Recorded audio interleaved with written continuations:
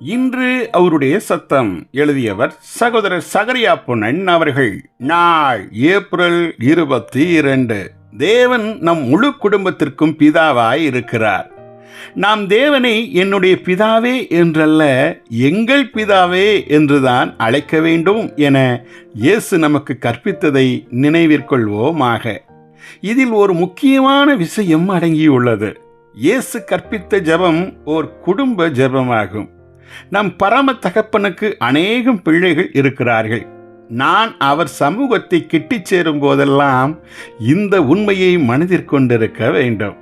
ஆம், அவரின் அநேகம் பிள்ளைகளில் நானும் ஒருவனாக இருக்கிறேன். இந்த குடும்பத்தில் ஒருவரும் இன்னொருவரை காட்டிலும் விசேஷித்தவர்கள் அல்ல. எல்லோரும் ஒரே சமமானவர்களே. அவர் நம்முடைய தகப்பன். இந்த சத்தியத்தின்படி தேவனுடைய குடும்பத்தில் இருக்கும் என்னுடைய சக விசுவாசிகளோடு நான் கொண்டிருக்கும் உறவு சரியாக இல்லை என்றால், நான் தேவனோடு சரியான முறையில் உறவு கொள்வதும் ஒரு காலும் முடியாது. 2 மரங்களால் செய்யப்பட்டதே சிலுவை ஆகும். ஒரு மரம் செங்குத்தாகவும் இன்னொரு மரம் படுக்கையாகவும் வைக்கப்பட்டு இருக்கிறது. இந்த 2 மரங்களுக்கு ஒப்பாகவே நாம் உறவு கொள்ளும் ஐக்கியத்திற்கும் இரு திசையான உறவு உள்ளது. ஒன்று தேவனோடு கொள்ளும் நேர் செங்குத்தான உறவு, மற்றொன்று தேவனுடைய குடும்பத்தில் இருக்கும் மற்றவர்களோடு கொள்ளும் படுக்கை வசமான உறவு.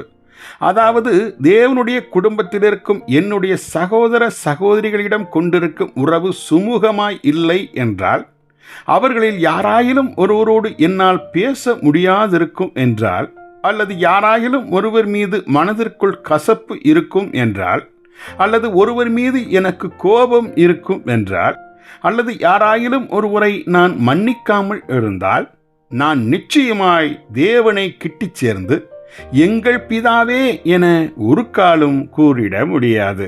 நான் யாரை மன்னிக்கவில்லையோ அவருக்கும் தேவன் பிதாவாகத்தானே இருக்கிறார். ஒரே குடும்பத்தைச் சேர்ந்த நம் சகோதர சகோதரிகளிடம் அன்புடன் ஜெபிப்போமாக. ஜெபிப்போமா? பரலோக பிதாவே, உம்மை நேசிக்கும் நாங்கள் எங்கள் குடும்பத்தில் உள்ள யாவரையும் நேசித்து வாழ்ந்திட உதவி புரியும். இயேசுவின் நாமத்தில் ஆமேன்.